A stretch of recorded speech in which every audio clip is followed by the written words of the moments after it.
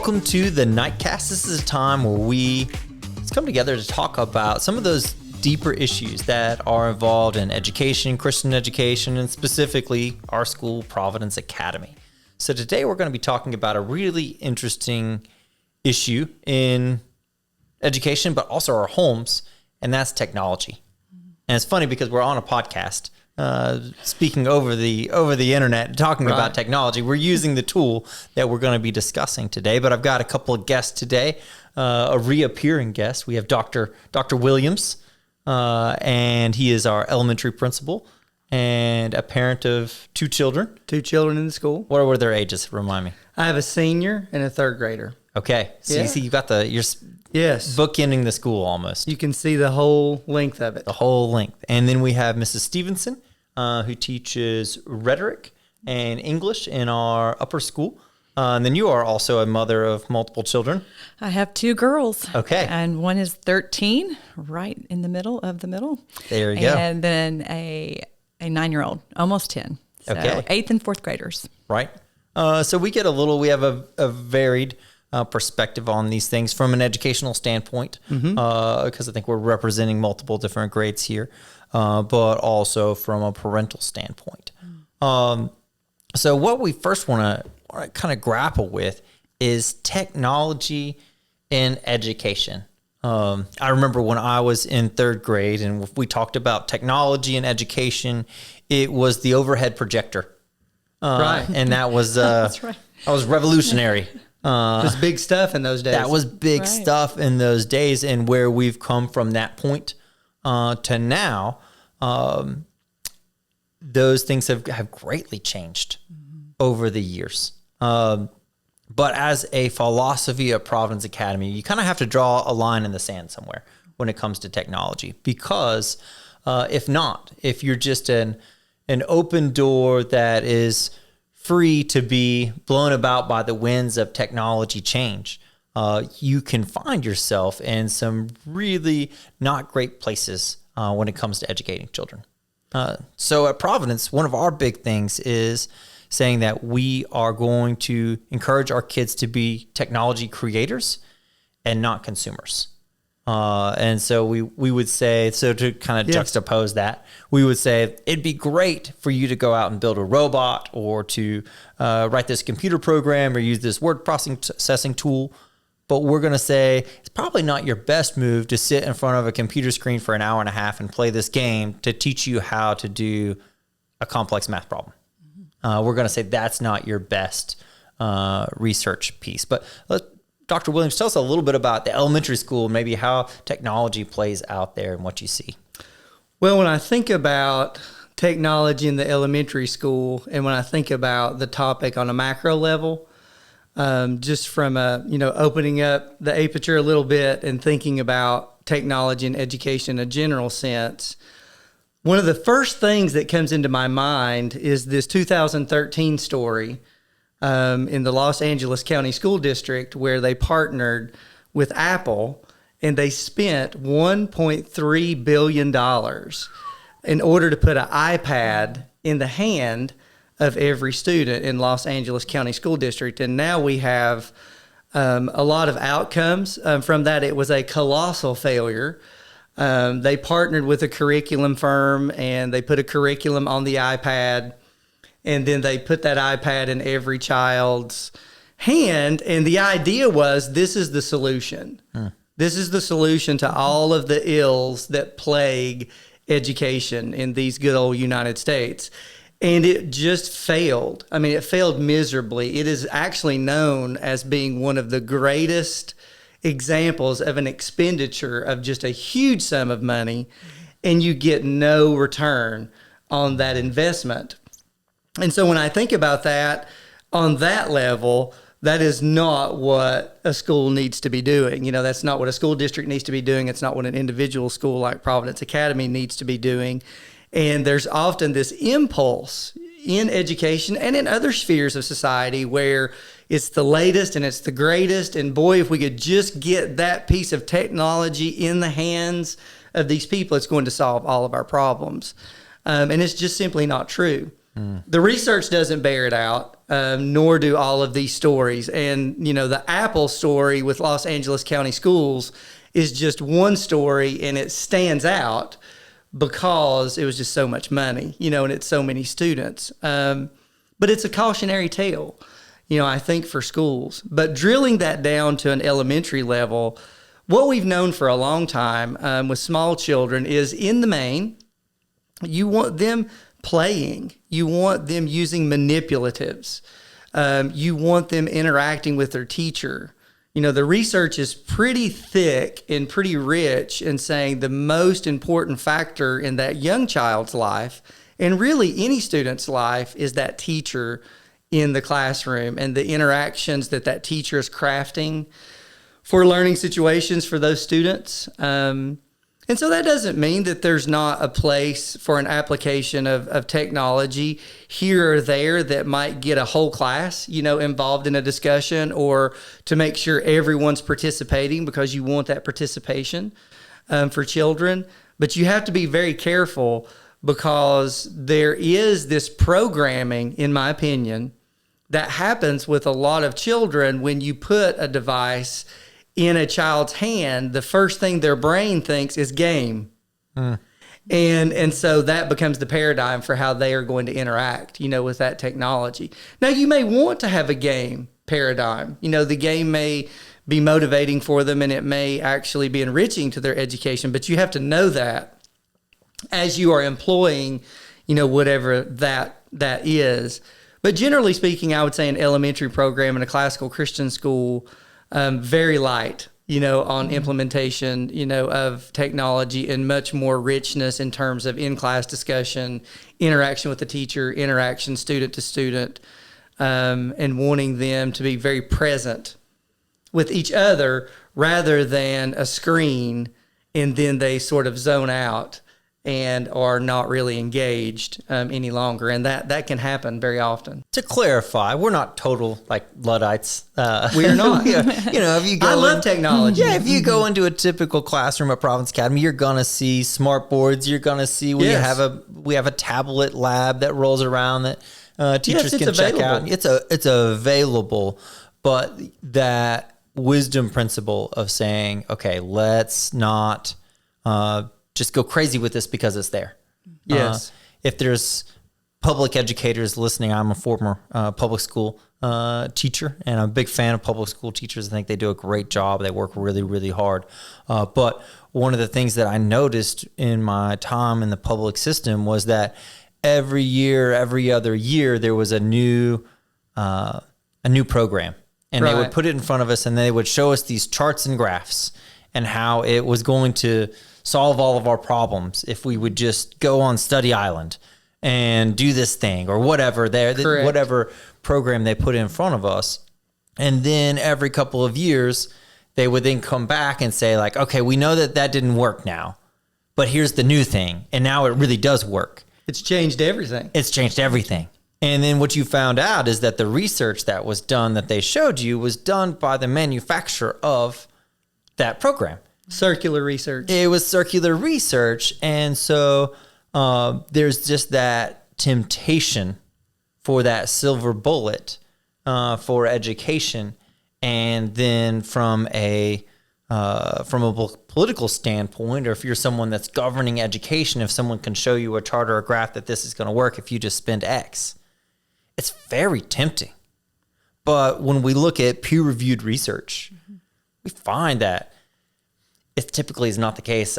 Actually, as soon as one screen turns on in a classroom, it doesn't even have to be your screen in front of you, retention drops at least 10%. And some studies are showing up to 50% your retention drops as soon as a single screen turns on. And the thing is that at first that's shocking. Yes. But then for those of us that have screens in our lives, which we all do, we'll talk about digital citizenship here in a little bit. It's not surprising. I can think of moments in time. Every time I pick up my phone or sit in front of a screen, every 2 seconds, something dings. Something else is trying to get my attention. A new message has popped up. Yes. And it's really training my attention span to get shorter and shorter and shorter. And there's a whole lot of research that we'll talk about a little bit when we get into that home life section. But that's by design, not by mistake. It's on purpose. Yes, it is very much on purpose. But let's talk a little bit about what that looks like, maybe more in the high school pieces. We're looking at digital citizenship, but how to implement it wisely in the classroom. So, Mrs. Stevenson, can you shed some light on what that looks like? Sure. I really do appreciate all that the Lord has allowed us to experience through technology. And I realize, too, that part of our job at the high school level is to distinguish between what is useful and what is harmful, and to be a good steward of the technology. So knowing that our students are still developing, their brain development is still underway heavily, and they are every day growing to appreciate technology. They're growing to understand it. They're becoming more and more aware of how it influences them. And I think that there is some self-awareness that we are teaching of how is this technology affecting you? What is the impact on your life, and how are you using it? Are you using it to research, to gather more information, to become learners, or are you using it as a distraction to take you away from this or that maybe is overwhelming to you? And so training them to use their technology appropriately and be good stewards. I know that's something we all have to grapple with from time to time, is how are we using the new technologies? How are we using anything that's been created and developed for our good? And so being good stewards, researching, especially in the rhetoric level courses, we use it to find information. But then, of course, there's always that fine line between what is useful information, what's credible. Discernment is a huge component of our use with technology and interaction with it. Are we using these things and checking the viability of the information? As you mentioned earlier, even just with fact checking of where was this research done? How was this research done? Who funded this research? I think those are all very important parts of our classroom, is the awareness. I also think too, just as they begin to use these tools, how are they using the tools? I know we use PowerPoint presentations from time to time. The relationship with the people in the room is a primary focus. So anything that draws attention away from the relationship with the person sitting across the table or across the room is going to be a red flag for us at the rhetoric levels. If you're more interested in the screen than you are the individual sitting next to you, then this has become a distraction rather than a tool. It's become a poor use of our time and energy using this technology rather than the relationship. So we talk a lot at the rhetoric level about our resources, and that they can be technologically helpful, but that we also have people, and God created us to live in community with other people. Yes. And I think that goes back to Genesis. When God created, He created a helper. He created people to engage and be in fellowship.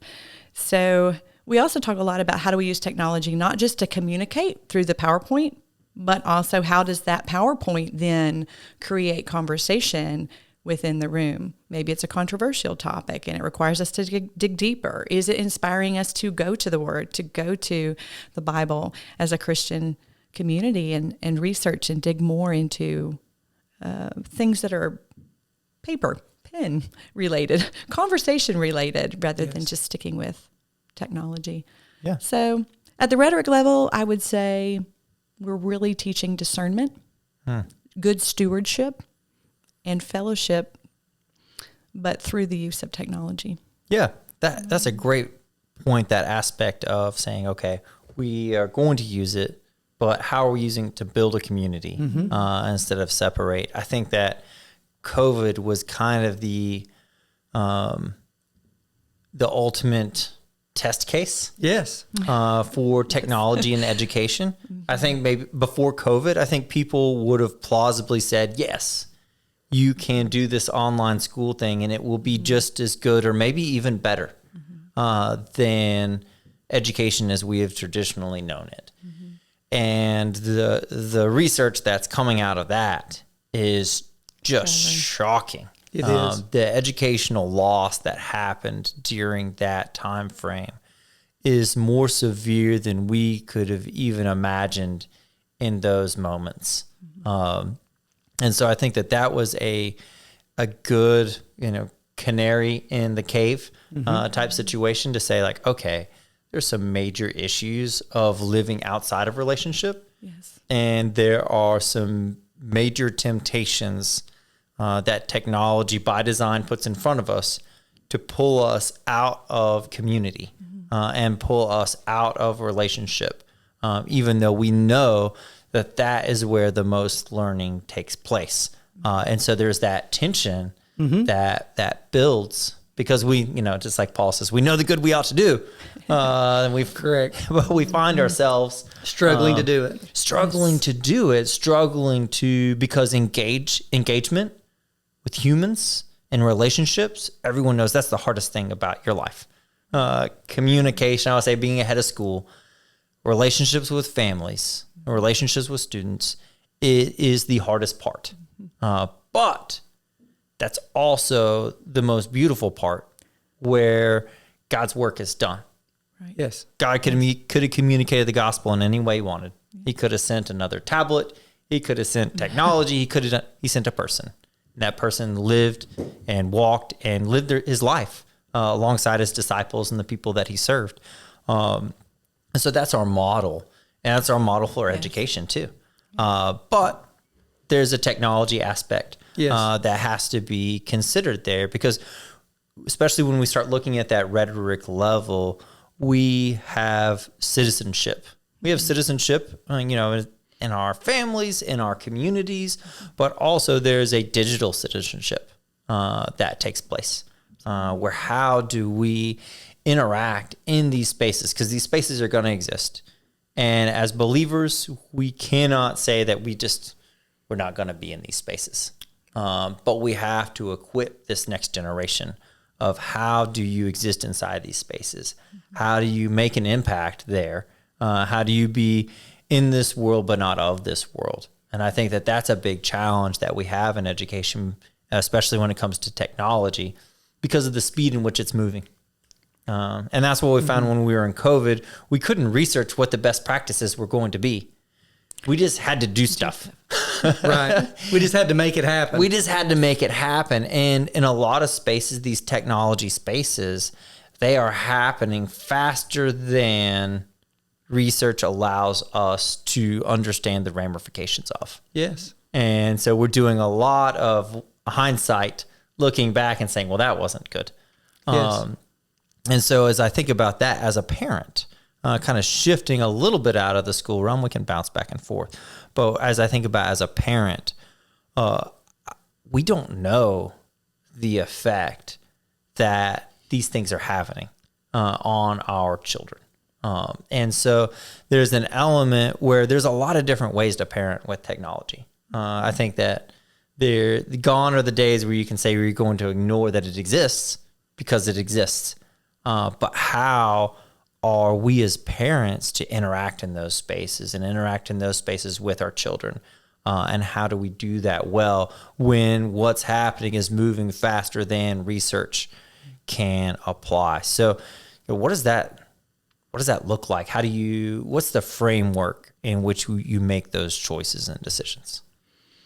I think for our parents, and of course Providence Academy just plays one role, in our parents' lives. We are, a classical Christian school that exists in loco parentis to come alongside parents and help them in raising their children and giving them a Christ-centered education. And so I think we need to be one, resource that parents can reach out to and realize maybe what's a good choice or not a good choice. One of the things that it makes me think about when I was a high school principal, cell phones and how that impacts students at school. And, we used to always say as a high school staff, we want the students with us, not, in their phones, distracted away from what's happening in the classroom environment and in the broader richness of the Christian community that we're trying to create at the school.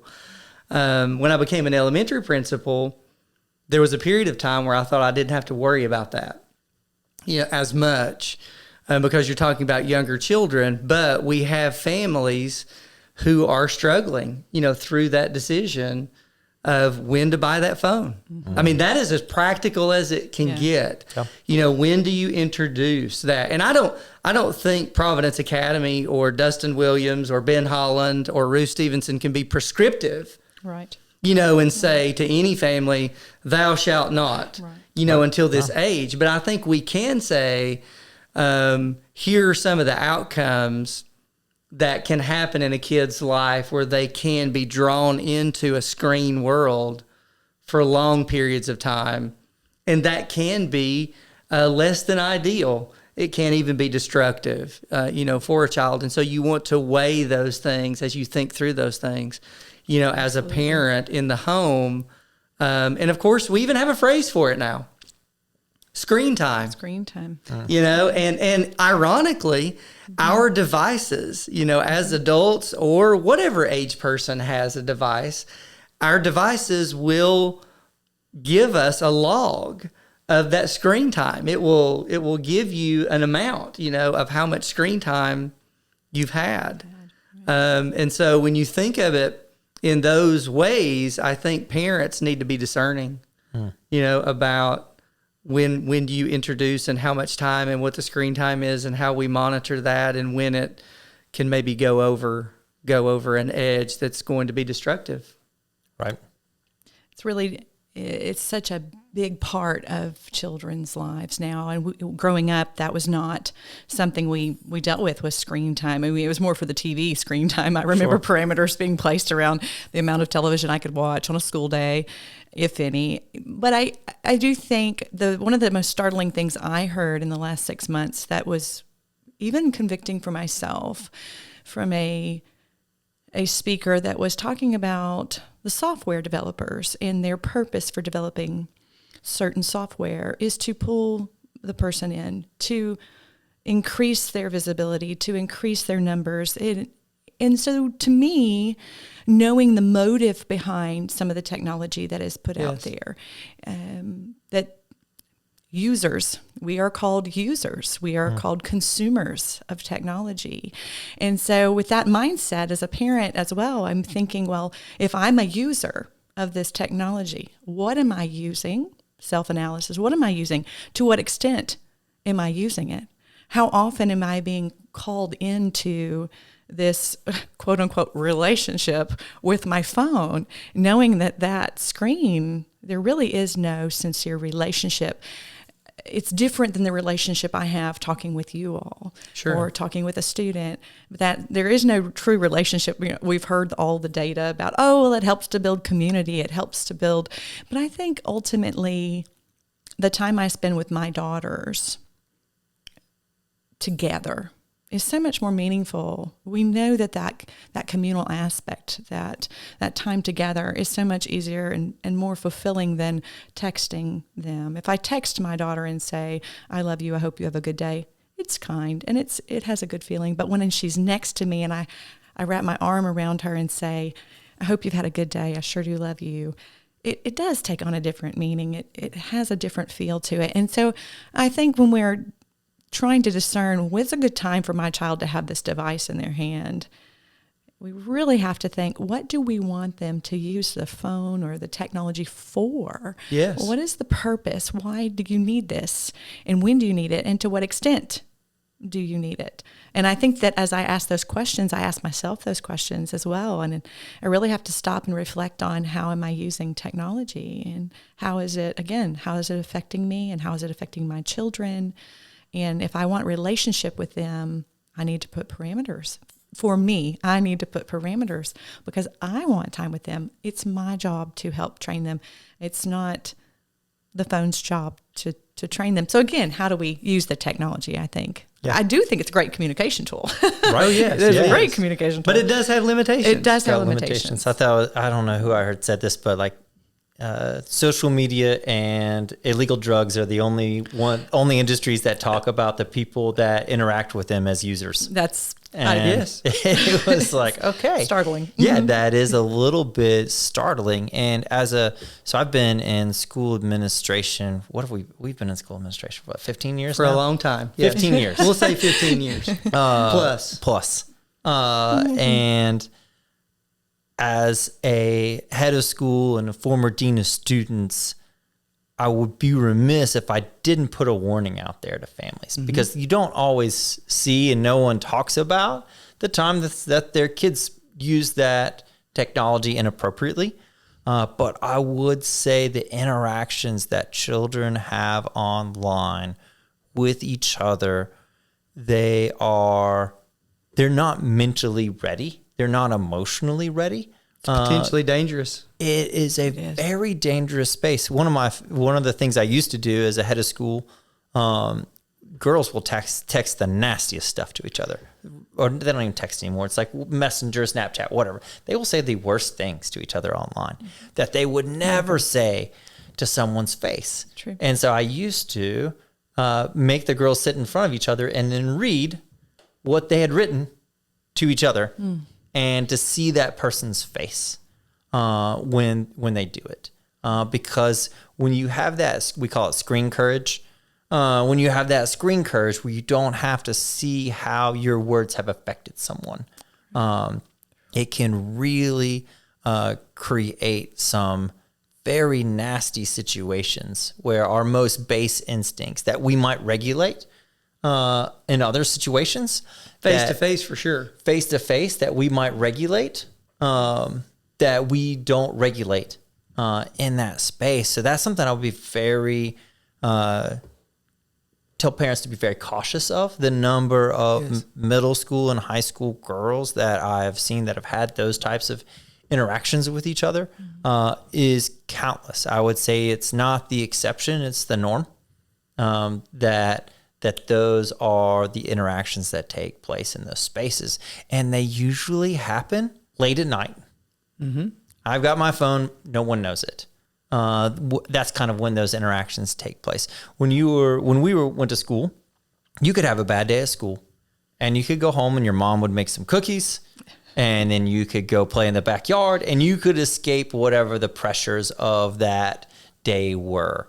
Our kids are not getting that time to escape because when they go home, then they pick up their phones, and then the social pressures and dynamics, they don't stop. Right. And they don't get to disengage from that. And I think I don't want to go into the mental health crisis right now, because I think there's a lot of things pressing in on that. But I do think that one of the biggest things that I see as a school administrator that's pressing in on that is our students' inability to step away from those scenarios for an appropriate amount of time to process, to seek help, to hear truth from their parents, because they're pulling from ignorance. There's not like a teacher in those rooms or in those spaces saying like, oh, that wasn't wise, or that's not true.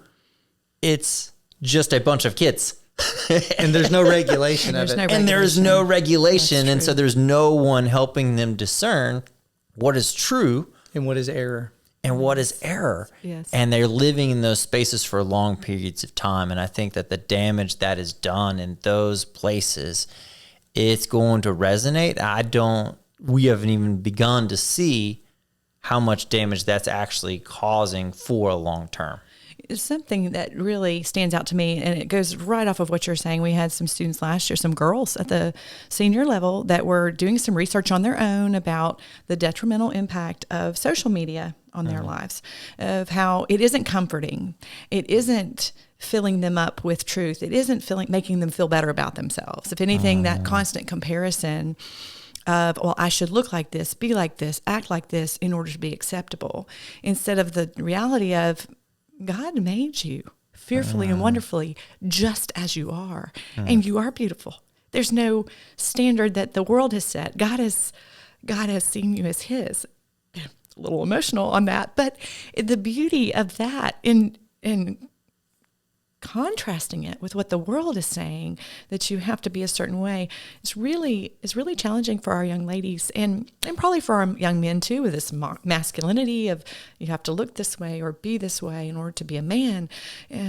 So how we combat that, I think a lot of times comes into that relationship as well. I know I keep going back to relationship, but also our body language. What do we communicate when we are with one another? And there is no body language that we see through the technology. And that was something Right. else that the people brought up at home is these young ladies who were doing this research said, Miss Stevenson, there's no body language. We can't read the person. And you talk about, when we talk about the rhetoric level, when you're delivering a speech, That's a big part of it. Oh, it is huge. Half of it is what you're saying. The other half of it is, what are you doing with your hands? What are you doing with your eyes? What are you doing with your body Facial expression. to communicate your expressions? Right. So that is void through those technological outlets, if we want to call them outlets. So that's just I think that's something we really need to pay attention to as That to comparison why. thing is really Right. dangerous. Because Right. when we were growing up, you felt like you were an okay athlete because you existed in these spaces where you're with, maybe 100 people that you would be like, okay, yeah, I'm all right as a young But man. it's a big world out there. Yeah, I do okay. I'm growing up reasonably tall. I'm reasonably strong compared with my peer group. But when you start comparing your beauty or your athletic ability or your intelligence, when you start taking that to, are you, comparable within your peers that live around you? Now you're saying there are people in the world that are always going to be bigger, better, faster, stronger, prettier, whatever. And filtered. And filtered through, you're not going to see them on their. No one does like, here's my bulk picture. No. It's like, oh, I just did all my things and I did all this just to get the lighting just right, and that can be really difficult. And as adults, we don't always see through that, but for the most part, we're able to be like, okay, whatever. Right. But children, they do not have that ability. No. And they don't have the maturity to be able to walk through that well. So I know that those are all things that I know parents consider, but as I would say, as a head of school, most of the most difficult situations that I've had to walk through with families, 99% of them have had their basis in what's taking place in technology, social media, undercover behind the scenes. That's where most of the damage is done. And so that would be my caution. Now, that I'm not saying you shouldn't ever put a phone in the hand of your child. That's Sure. God gave parents children. And so that's their decision to make. But I would say as a head of school that it's a loaded gun. I agree. And I think pastorally, I'm a pastor as well, in a local church. And so one of the things that really resonated that you said was a lot of it happens late at night, and they have that distance, and they feel like they can say that, or they can communicate whatever that is sinful or hurtful, damaging to another person. And that distance and the fact that it's late at night and no one knows, except for me, creates some of those environments where those things can come out to play, so to speak. And I think, a school like Providence Academy and Christian parents, the Christian parents we come alongside to partner with, really need to think about that theologically, in terms of something we want our students to know, and that's the omnipresence of God. And, we talk about in our churches so often the omnipotence of God, the omnipresence of God, the omniscience of God, and we've all heard those terms so much, and we think, yeah, I know what those are. I could give some kind of surface level definition of that. But really helping students to understand at all levels, pre-K through 12, that there is this God who made you in his image. And in making you in his image, he is ever present. He's omnipresent. And so any of those spaces where we think we are interacting, whether it's with technology or face to face, and he doesn't know, or he is not aware, is a mistake, because he is there. He is present. He is aware. He knows all of our thoughts before we think them. And I think there's a richness to the theology there and a depth to that to help apply that, to this world of technology where we think it's creating these spaces where things are not known. But reminding our children, reminding ourselves, the Lord is always present. He's omnipresent. He fills all spaces at all times. Yeah. Yeah. So I would say some takeaways just for our parents, listening viewers at home. One would be technology is a really great tool, but make sure that you have a plan. Don't go into it without a plan. Just as a school, we have to have a plan of how we're going to implement that in the classrooms. And we don't just say, okay, open book, whatever goes. That we say, okay, let's use as much wisdom as we possibly can. Let's regulate those things as tightly as we can, so that we are using it to its fullest extent. We're being good stewards of it, as you mentioned earlier. And so make sure you have a plan at home too, and what that looks like. And I would also say, talk to your parents. We're a discipleship school, and so that gives us the ability to live in community together on a different level. And so don't feel like you're alone in that. I think that my guess would be, I could be wrong, there are probably more kids going home and telling their parents that everyone else has this thing, and so that they should have it too. Then actually is true. Then it actually is true. And then, so I think that be open and know your child's friends' parents. That is a powerful tool. Where you can create some healthier norms and not just be blown about by the culture, and work together and honor each other in that as much as you possibly can, and train your children on how to interact in those spaces and have open conversations on what that looks like and what comfort levels are appropriate for your family. But know that you're not alone, and that you're not the only one. And then as a head of school, I have seen that those families that have delayed those things for longer and longer periods of time, their children turn out fine. Your kid is not going to get left out and be socially ostracized like they feel that they are, that it turns out okay. It may feel really intense in a moment, and a middle school child feels like what's happening today shall always be. But as a parent, feel empowered to exercise your wisdom as you see those things, and do not fear, and work together. And if you need more resources, we also have another resource for parents. It's called Access, where you can look into some of these things. And your child's like, I want to use this app, or I want to engage in this. All they do all day, every day, is they research what teens are up to, and what they're involved in, what are these lyrics saying? What's happening? What's the latest? Yes. What is the latest that we could never keep up with because there's just not enough time in the day. They keep up with it for us. They keep up with it for us. Yeah. So there's this idea of like, we need to meet students where they're at, and we need to be like hip in those spaces if we really want to speak into them. Sure. But the longer I've been in education, the more I've realized students just want a relationship.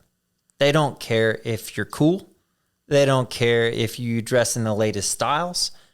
They just want you to care about them. And if you love them well, they will overlook how lame your music taste is, how poorly you dress. You can wear like a frumpy old sweater. And if you love them, they don't care. They don't care that you're not on TikTok or their social media or whatever. Harvard did a study, and they were like, what's the average age for the best professors? You know what the age was? What was the age? 70.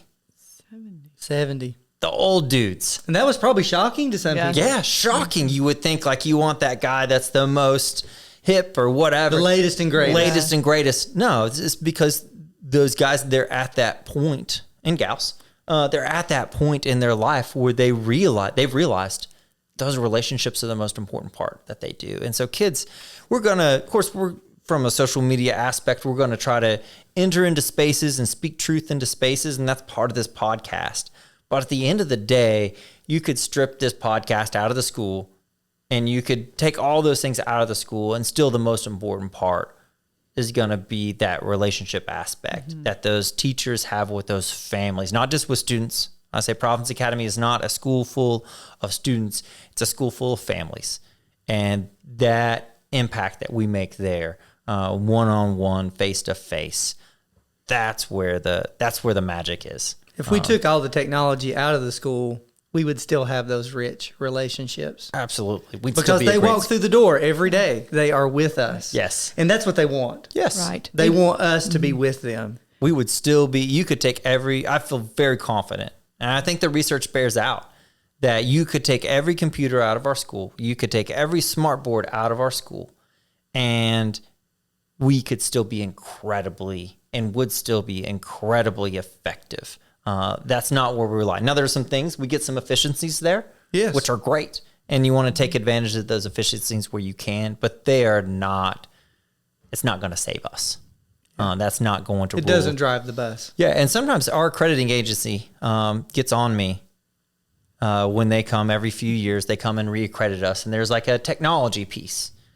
And they'll start talking to us about the level and emphasis that we put on technology. And I always just say, show me the research where this is that important.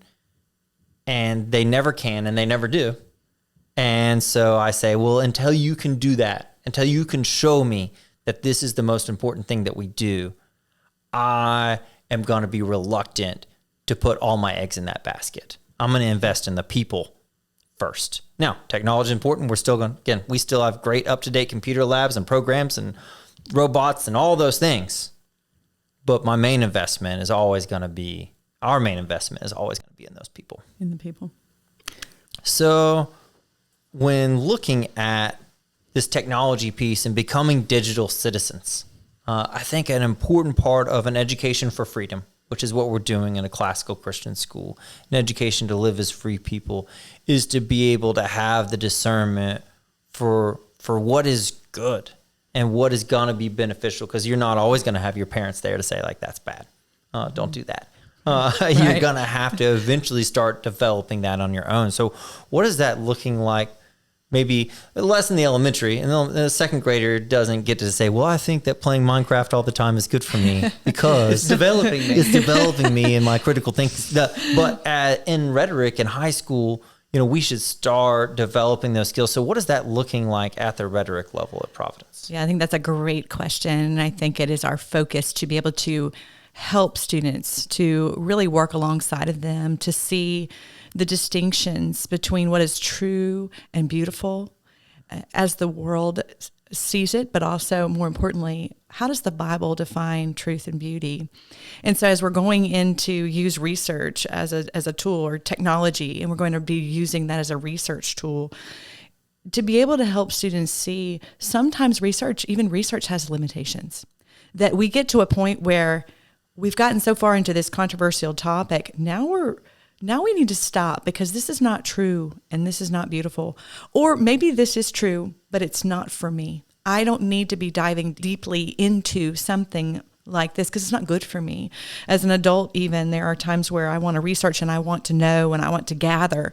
But at some point I need to stop, because it's not good for me to focus on such things. So I think discernment is a primary focus for our school at the rhetoric level, is what is true, what is beautiful.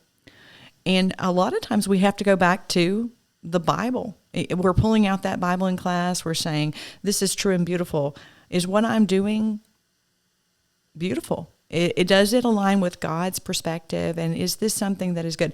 Sure, we need to be able to use these tools. We need to be able to use these items to research and dig in. But at the end of the day, if it's not true and it's not beautiful, then we need to put it aside, and we have to be able to know the difference between the two. So in the rhetoric class, I think it's often happening where students are digging into these controversial issues because they want to know where they stand. I want to know how I feel, so I'm going to go and I'm going to look at these different search engines. I'm going to go to social media. I'm going to go to this accredited site. But again, if you're going to social media, is that true? Is that beautiful? Maybe it does have some truth and beauty to it, but let's fact check it. Let's go back to a credible source and be sure that what they're saying on this platform is true. More importantly, let's go back to what does the Bible say? What does the Bible say about this topic? And if it's in alignment, great. I think that's fabulous. There are great platforms that can be used to promote truth and beauty, but we also know the opposite can happen. Yeah. And I think that we try to apply that to everything, not just technology. Sure. But I think that the fact that technology is changing so quickly that makes us have to double our guard in that space and check those things a little bit harder, because we can cull through books. What books we read in our curriculum, we have a lot of time to process. Well, is Tale of Two Cities true, good, and beautiful? Is that really what we want to do? We've had a minute. Yeah, we've had a minute to think about that as a text. That do we want to? Even when you think of Lord of the Rings or those things that have been written, relatively recently. They've stood the test of time. They've stood the test of time, where those technology pieces, we haven't had that time yet. So our diligence in putting those things through that filter of truth, goodness, and beauty as we define them as a school, it has to happen a lot faster, and it requires much more of our attention, for sure. I hope we can get to that point where with our students, they don't want to leave the house without their phone. They would never leave their phone at home. I hope we can get to that point where they would never want to leave access to their Bible. If it's on the phone, if the Bible app is on the phone, and if that's why they're taking it, I hope that their goal is that we always have access to the truth. And that would be more of our focus, and our goal is to have them constantly referring back to not their phones, not their technology. Which is a good point, that there's a safety argument that I hear a lot of families make, as far as they're like, I'm not going to have a phone in my child's hand until they start playing sports, because they're going to be at practice. They might be a away game. I want to be able to get a hold of them.